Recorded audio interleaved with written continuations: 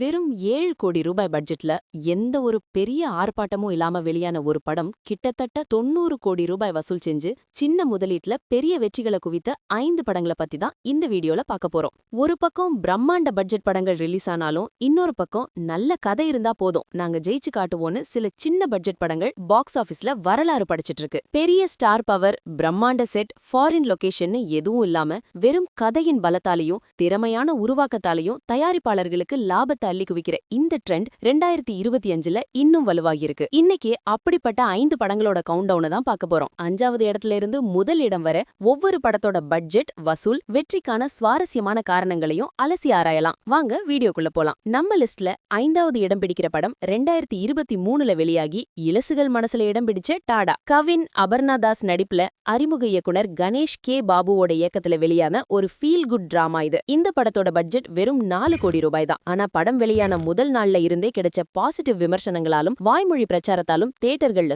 கூட்டம் அள்ளுச்சு. இதோட விளைவா உலக அளவுல சுமார் 20 கோடி ரூபாய்க்கும் மேல வசூல் செஞ்சு பிளாக் பஸ்டர் ஹிட் அடிச்சது. ஒரு பொறுப்பில்லாத காலேஜ் ஸ்டூடெண்ட் எதிர்பாராத விதமா ஒரு குழந்தைக்கு அப்பாவாகிறான். காதலி பிரிந்து போக சிங்கிள் ஃபாதரா தன் குழந்தைய அவன் எப்படி வளர்க்கறான் என்ற எமோஷனல் கதை அப்போதைய தலைமுறை இளைஞர்களோட மனசுக்கு ரொம்ப நெருக்கமா இருந்துச்சு. டாடா படத்தோட வெற்றிக்கு முக்கியமான காரணம் ரொம்ப யதார்த்தமான கதை சொல்லலும் கவினோட யதார்த்தமான நடிப்பும் தான். ஒரு ஜாலியான இளைஞனாகவும் பாசமான அப்பாவாகவும் அவர் காட்டின நடிப்பு படத்துக்கு பெரிய பலம். மிக இல்லாத காட்சிகள், இயல்பான திரைக்கதைன்னு ஒரு எமோஷனல் கனெக்ட் மூலமா சின்ன பட்ஜெட்ல ஒரு பெரிய மேஜிக்கை நிகழ்த்தி காட்டுச்சு இந்த டீம். 4வது இடத்துல 2023ஆம் ஆண்டோட மிகப்பெரிய சர்ப்ரைஸ் பிளாக்பஸ்டர் போர்த்தொழில். சரத்குமார் மற்றும் அசோக் செல்வன் நடிப்புல விக்னேஷ் ராஜா இயக்கிய ஒரு சைக்கலாஜிக்கல் கிரைம் த்ரில்லர். சுமார் 8 கோடி ரூபாய் பட்ஜெட்ல உருவான இந்த படத்துக்கு முதல் காட்சியிலிருந்தே பாசிட்டிவ் விமர்சனங்களால நிரம்புச்சு. பாடல்களோ தேவையற்ற காட்சிகளோ இல்லாம முழுக்க கதைக்கு மட்டும் முக்கியத்துவம் கொடுத்த ஒரு த்ரில்லர் படத்துக்கு இந்த வரவேற்பு கிடைச்சதே ஆச்சரியம்தான். அதோட விளைவா உலக அளவுல 50 கோடி ரூபாய்க்கு மேல வசூல் செஞ்சு தயாரிப்பாளர், விநியோகஸ்தர்னு எல்லாருக்கும் லாபத்தை கொடுத்துச்சு. திருச்சியில நடக்கிற தொடர் கொலைகளை விசாரிக்க சீனியர் ஆபீசர் சரத்குமாரோட பயந்த சுபாவம் கொண்ட ட்ரெயினி ஆபீசர் அசோக் செல்வன் சேர்றார். இந்த 2 பேரும் சேர்ந்து அந்த சைக்கோ கொலையாளிய எப்படி கண்டுபிடிக்கிறாங்க அப்படிங்கறத விறுவிறுப்பா சொன்னதுதான் படம். போர்த்தொழில் படத்தோட இண்டஸ்ட்ரி ஹிட் வெற்றிக்கு முக்கிய காரணம் அதோட செம டைட்டான திரைக்கதைதான். ஆரம்பம் முதல் கடைசி வரைக்கும் ஆடியன்ஸ சீட் நுனியில உட்கார வச்சதுதான் இயக்குனரோட புத்திசாலித்தனம். சரத்குமார் மற்றும் அசோக் செல்வன் காம்போ சூப்பரா ஒர்க் அவுட் ஆச்சு. ஜேக்ஸ் பிஜாயோட பின்னணி இசை படத்தோட த்ரில்லர் மூட வேற லெவலுக்கு கொண்டு போச்சு. தமிழ் சினிமாவின் சிறந்த கிரைம் த்ரில்லர்கள்ல ஒன்னா இன்னைக்கும் இந்த படம் கொண்டாடப்படுது. சரி, த்ரில்லர்ல இருந்து கொஞ்சம் எமோஷனல் பக்கம் போலாம். நம்ம லிஸ்ட்ல 3வது இடத்துல இருக்கிற படம் 2025ல குடும்ப ஆடியன்ஸ தியேட்டருக்கு வரவழைச்ச மாமன். பிரசாந்த் பாண்டிராஜ் இயக்கத்துல வெளியான ஒரு பக்கா ஃபேமிலி டிராமா. சுமார் 10 கோடி ரூபாய் பட்ஜெட்ல உருவான இந்த படம் பாக்ஸ் ஆபீஸ்ல 40 கோடி ரூபாய்க்கும் அதிகமா வசூல் செஞ்சு சூரிக்கு ஹீரோவா ஒரு நிலையான இடத்தை கொடுத்துச்சு. தன் அக்கா மேல உயிரையே வச்சிருக்கிற ஒரு தாய்மாமன் சூரி அக்காவோட குழந்தைய தன் குழந்தையா நினைச்சு வளர்க்கறாரு. ஆனா குடும்பத்துக்குள்ள ஏற்படுற சின்ன சின்ன ஈகோ பிரச்சனைகளால அந்த உறவுக்குள்ள விரிசல் வருது. இந்த சென்டிமெண்டான கதைக்களம் பிசி சென்டர் ஆடியன்ஸ பெருசா கவர்ந்துச்சு. படத்தோட வெற்றிக்கு சூரியோட யதார்த்தமான நடிப்பும் தாய்மாமன் மருமகன் இடையேயான பாச போராட்டமும் தான் முக்கிய காரணம். விடுதலைக்கு பிறகு சூரிக்கு கிடைச்ச இந்த வெற்றி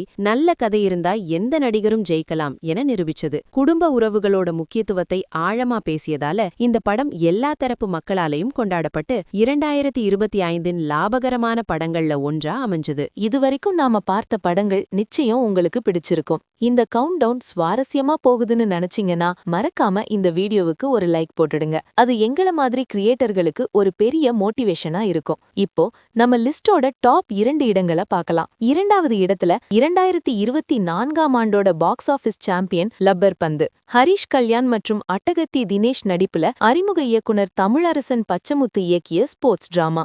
இந்த படத்தோட பட்ஜெட் வெறும் 5 கோடி ரூபாய் தான். ஆனா பாக்ஸ் ஆபீஸ்ல இது செஞ்ச வசூல் சுமார் 44 கோடி ரூபாய். கிரிக்கெட்டை வச்சு நிறைய படங்கள் வந்திருந்தாலும் நம்ம ஊர் கிரிக்கெட்ல நடக்கிற அரசியல், ஈகோ, ஜாதி பிரச்சனைகளை இவ்வளவு அப்பட்டமா அதே சமயம் ரசிக்கும்படியா சொன்னதுதான் இந்த படத்தோட ஸ்பெஷாலிட்டி. இந்த படத்தோட வெற்றிக்கு மிக முக்கிய காரணம் அதோட வாய்மொழி பிரச்சாரம் தான். முதல் வாரம் குறைவான தியேட்டர்ல ரிலீஸ் ஆனாலும் படத்தை பார்த்தவங்க கொடுத்த பாசிட்டிவ் விமர்சனங்களால அடுத்தடுத்த வாரங்கள்ல காட்சிகள் அதிகரிக்கப்பட்டு படம் மிகப்பெரிய பிளாக் பஸ்டர் ஆச்சு. ஒரு நல்ல கதைக்கு முன்னாடி பட்ஜெட்டோ ஸ்டார் வேல்யூவோ முக்கியமில்லைன்னு லப்பர் பந்து மறுபடியும் ஒரு முறை நிரூபிச்சது. இப்போ சின்ன பட்ஜெட்ல இமாலய சாதனை படைச்ச படங்கள் லிஸ்ட்ல முதல் இடத்தை பிடிக்கிற படம் 2025ஆம் ஆண்டின் மிகப்பெரிய ஆச்சரியம் டூரிஸ்ட் ஃபேமிலி. சும்மா யோசிச்சு பாருங்க, வெறும் 7 கோடி ரூபாய் பட்ஜெட்ல உருவான ஒரு படம் எந்த ஒரு பெரிய விளம்பரமும் இல்லாம உலக அளவுல 90 கோடி ரூபாய் வசூல் செஞ்சிருக்கு. 2025ஆம் ஆண்டின் இந்தியாவிலேயே அதிக லாபம் கொடுத்த படமா இது சாதனை படைச்சிருக்கு. அறிமுக இயக்குனர் அபிஷன் ஜீவந்த் இயக்கத்துல சசிகுமார் மற்றும் சிம்ரன் நடிச்ச இந்த படம் இலங்கையிலிருந்து பொருளாதார நெருக்கடி காரணமா தமிழ்நாட்டுக்கு வர்ற ஒரு குடும்பத்தோட வலிகளையும் அவங்களோட பாச போராட்டத்தையும் ரொம்ப உணர்வு பூர்வமா பதிவு செஞ்சது. இந்த படத்தோட வரலாற்று வெற்றிக்கு ஒரே காரணம் அதோட மனதை உருக்கும் கதைக்களம் தான். எந்த மிகைப்படுத்தலும் இல்லாம மக்களின் வாழ்க்கைய அப்படியே திரையில கொண்டு வந்தது ஆடியன்ஸ வெகுவா ஈர்த்துச்சு. படத்தை பார்த்த ஒவ்வொருத்தரும் கொடுத்த பாசிட்டிவ் விமர்சனங்களால வாய்மொழி பிரச்சாரத்திலேயே இந்த படம் மெகா ஹிட் அடிச்சது. நல்ல கதைதான் உண்மையான ஹீரோ என்பதை டூரிஸ்ட் ஃபேமிலி அழுத்தமா நிரூபிச்சிருக்கு. சசிகுமார் கூட இந்த படம் தன்னோட கெரியர்லயே அதிக வசூல் செஞ்ச படம்னும் இதனால சம்பளத்தை ஏத்தாம இதே மாதிரி சின்ன படங்களுக்கு தொடர்ந்து ஆதரவு கொடுப்பேன்னும் சொன்னது குறிப்பிடத்தக்கது. நண்பர்களே, நாம இந்த வீடியோல பார்த்த டாடா, போர் தொழில், மாமன், லப்பர் பந்து மற்றும் டூரிஸ்ட் ஃபேமிலி ஆகிய 5 படங்களும் ஒரு விஷயத்த ரொம்ப தெளிவா சொல்லுது.